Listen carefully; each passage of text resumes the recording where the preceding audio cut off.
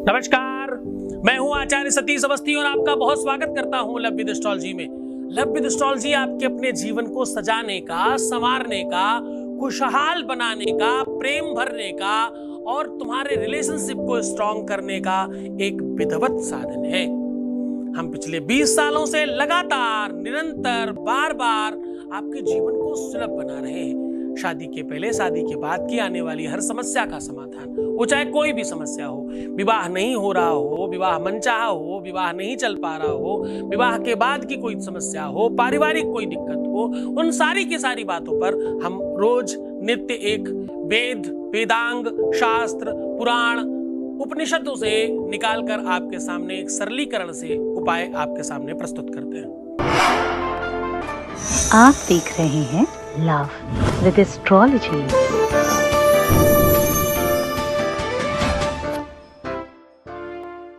आज मैं बात कर रहा हूं, अगर आपको एक ही रात में अपना काम करा लेना है, अगर आपको कुछ मिनटों में, कुछ सेकंडों में अपने काम का फल चाहिए, अगर आप अपने काम में बहुत जल्दीबाजी चाहते हैं, अगर आपकी इच्छा है कि आपका प्रेम, आपका रिलेशनशिप, आपका पारिवारिक लाइफ, आपका दाम्पतिक और मैरिटल लाइफ, कहीं पर भी कोई भी समस्या रातों रात ठीक हो जाए, तो आप एक छोटी सी सामग्री अपने तकिए के नीचे रख करके सो जाइए और सुबह जब आप उठेंगे तब तक आपका काम हो चुका होगा।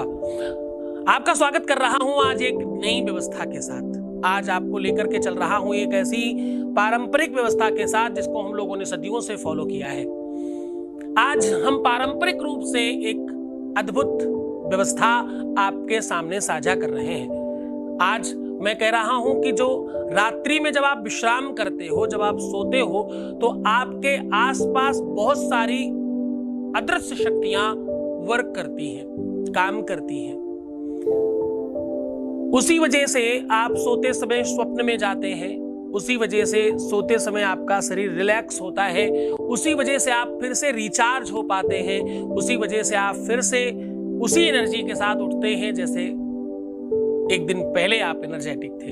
आप पूरे दिन फिर काम कर पाते हैं। शयन करने से आपको एनर्जी आती कहां से है, आप फिर से कैसे रिफ्रेश हो जाते हैं, आप फिर से कैसे रिचार्ज हो जाते हैं, वो शक्तियां कहां से भर जाती हैं आप में, वो सारा का सारा गूढ़ रहस्य आपके रात्रि कार्य में है। ये सारा का सारा चंद्रमा काल में ही होता है, क्योंकि चंद्रमा भगवान शिव के भाल कपाट पर रहता है। वो चंद्रेश्वर भगवान है। वो ऐसे देवता हैं जिनका दिन सोमवार को ही आता है, जो दिन चंद्रमा का है। तो चंद्रमा नवग्रहों में प्रेम के लिए सबसे बड़ा ग्रह है। शुक्र के बाद अगर किसी को हम प्रेम के लिए देखते हैं तो चंद्रमा को देखते हैं। आज हम कह रहे हैं कि ये छोटी सी सामग्री अगर आप अपने तकिए के नीचे रख करके सो जाते हैं तो प्रातः जब आप उठेंगे तब तक आपका कार्य कंप्लीट हो चुका होगा और आपको अपना बेनिफिट मिल चुका होगा। आप रातों रात, एक ही रात में अपनी सारी की सारी व्यवस्थाओं को, अपने मनोरथ को, अपने रिलेशनशिप को, अपने लव को, अपने प्रेम को ठीक कर पाएंगे। ये अदृश्य शक्तियां जो आपके आसपास काम करती हैं, ये कोई छोटी मोटी शक्तियां नहीं है। ये पूरा का पूरा एक लोक है। जरा आप विचार कीजिए कि सोने के बाद आप जाते कहां हैं, आंखें बंद करके हो क्या जाता है। आपने जिस शब्द का इस्तेमाल किया है कि नींद में होते हैं हम, वो नींद मतलब क्या, प्रैक्टिकली बताने की कोशिश कर सकते हैं क्या? नींद मतलब क्या होता है? आपका चेतन और अचेतन मन, दिमाग, बुद्धि सिंक हो जाते हैं? क्या आप बेहोश हो जाते हो? फिर होश में कौन लाता है? आप शरीर में होते हो या नहीं होते हो? अगर होते हो तो तुम्हारे आसपास कुछ भी हो रहा होता तो तुम्हें पता क्यों नहीं चलता, और अगर नहीं होते हो तो सांसें कैसे चलती? ये बड़ा रहस्य है। ये इस रहस्य के ऊपर बहुत सारे वेदांगों में, उपनिषदों में बड़ी कथाएं लिखी हैं और इसके ऊपर बहुत सारा कुछ समझाया और बताया गया है। इसको समझने के लिए सालों लग जाएंगे आपको। आप तो बस शॉर्टकट में इस बात को समझ लीजिए कि ये एक ऐसी अद्भुत चमत्कारी व्यवस्था है जिसे करके आप त्वरित लाभ पा सकते हो। रात्रि में की हुई साधना वैसे भी अधिक फलदायी होती है। जितनी भी हठ योग की साधनाएं हैं वो सब रात्रि काल में की जाती हैं। जितनी भी तांत्रिक क्रियाएं हैं वो सब रात्रि काल में की जाती हैं। जितनी भी आपकी सकाम पूजाएं हैं वो सब मैक्सिमम रात्रि में की जाती हैं। 10 महाविद्याओं में से मैक्सिमम महाविद्याओं की साधना रात्रि काल में की जाती है, अहोरात्रि में की जाती है, मध्य रात्रि में की जाती है, निशा रात्रि में की जाती है। साधनाओं का अद्भुत फल प्राप्त होता है लोगों को ऐसा करने से। लेकिन आप उतने बड़े साधक नहीं हैं, आप के पास उतनी साधना सामर्थ्य नहीं है कि आप सालों बैठ के साधना कर सके। आपके पास उतना मंत्र विज्ञान की भी जानकारी नहीं है। आप सामाजिक लोग हैं, आप सांसारिक लोग हैं, आपको काम करना है, अपना ध्यान देना है, परिवार पालना है और बहुत सारे काम करने हैं। इसलिए मैं वो सारे के सारे रहस्य को निचोड़कर एक छोटे से चम्मच में तुम्हें दे रहा हूं, जैसे मानो कि बहुत सारे दूध से घी निकाल के आपको दे रहा हूं। समुद्र मंथनम कृत्वा हरे लक्ष्मी हरे विषम भाग्यम फलति सर्वत्र न च विद्या न च पौरुषम। हाँ जी, ये एक ऐसा मंथन है जिससे तुम्हारे भाग्य और प्रारब्ध में वृद्धि होगी। आपका भाग्य कपाट में वो लिख दिया जाएगा जो तुम चाहते हो।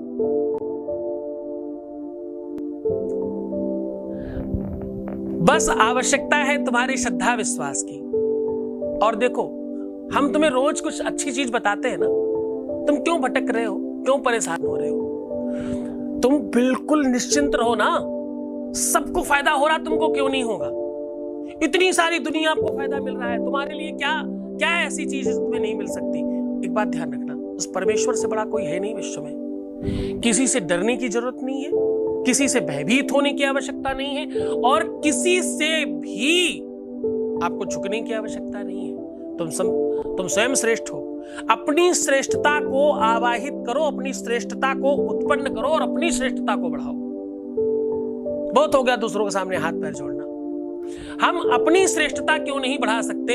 जब हमारे शरीर में सारे देवता हैं, हमारी भी आत्मा में परमात्मा है, हमारे अंदर भी वो सारे के सारे सामर्थ्य परमात्मा ने देकर के भेजा है, तो हम स्वयं क्यों नहीं? क्यों तुम किसी को महापाध्याय बना रहे हो? क्यों तुम गली के कूचों को गुरुजी बनाने में लगे हुए हो? भाई, आपको पता है YouTube पे कई लाख गली कूचे के झाड़ू से निकले हुए कुछ कूड़े ऐसे, वो भी गुरुजी बन गए साहब। इतनी कृपा मत करो आप तो भगवान से भी ज्यादा कृपालु हो। इतनी कृपा करोगे तो बहुत मुश्किल हो जाएगी तुमको खुद को ही। अपनी कृपा उन पर ही वर्षाओ जहां आवश्यकता है। तुम बना सकते हो किसी को भगवान, इसमें कोई संदेह नहीं। तुमने बनाए हैं बहुत सारे भगवान। तुम किसी को भी प्रधानमंत्री, मुख्यमंत्री, राष्ट्रपति, किसी को कुछ भी बना सकते हो। तुम्हें वो सामर्थ्य है। जब तुम भगवान बना सकते हो तो एक इंसान ने भगवान से बड़ी बढ़िया बात कही, सुनने लायक है। तुम्हारी शक्ति की बात कर रहा हूं, तुम्हें जगाने की बात कर रहा हूं, ध्यान से सुनना। भगवान से एक इंसान क्या कहता है कि बुत तू भी बनाता है और बुत मैं भी बनाता हूं। बुत मतलब, बुत को क्या कहेंगे? शरीर, ढांचा, हाँ, मूर्ति। बुत तू भी बनाता है और बुत मैं भी बनाता हूं, लेकिन तेरा बुत मेरे बुत के आगे सर झुकाता है। तुम इंसान बनाते हो और भगवान बनाते हैं। हाँ, वो इंसान उस इंसान के बनाए हुए भगवान के सामने सर झुकाता है। तो तुम्हारे अंदर वो सामर्थ्य है कि तुम भगवान बना रहे हो। हाँ, क्यों अपनी सामर्थ्य को इतना कमजोर करते हो साहब? तुम बहुत बड़े हो, जाग जाओ ना। तुम मुस्कुराओ, खूब पानी पियो, अपने को सुंदर बनाओ और अपना ध्यान रखो।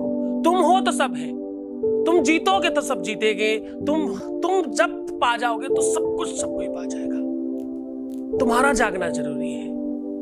तो आज मैं कह रहा हूं कि ये सामग्री आपको अपने तकिए के नीचे रखनी है और सुबह जब आप उठेंगे तो आपका काम कंप्लीट हो चुका होगा। अब आपको करना बहुत सामान्य काम है। एक व्हाइट पेपर में पहले 1 2 3 4 लाइन खींच दीजिए, फिर वैसे ही 1 2 3 4 लाइन खींच दीजिए, 4 लाइन ऊपर 4 लाइन नीचे। तो जब आप 4 लाइन खींचेंगे तो 1 2 3 4 यानी 3 खाने बन जाएंगे ना 4 लाइन खींचने पे। पहले लाइन, दूसरे पे 1 बना, तीसरे पे 2 बने और चौथे पे 3 बने। तो 3 खाने इधर 3 खाने इधर बन जाएंगे। अब आपको जो नंबर्स उसमें डालने हैं वो ध्यान से सुनिए। मैं वो बना के बताना वो सब बहुत पाखंड है, ऐसा कुछ मत करिए। कोई भी यंत्र बिना किसी कारण के निर्माण नहीं करना चाहिए, इसलिए मैं आपको बना के नहीं दिखाता, दोष लगता है। किसके लिए बनाऊं? अनावश्यक कोई भी काम दिखाने और बताने समझाने के लिए भी नहीं करना चाहिए। 3 खाने ऊपर 3 खाने नीचे, आपको समझ तो आई गए? ऐसे भी 3 ऐसे भी 3, है ना?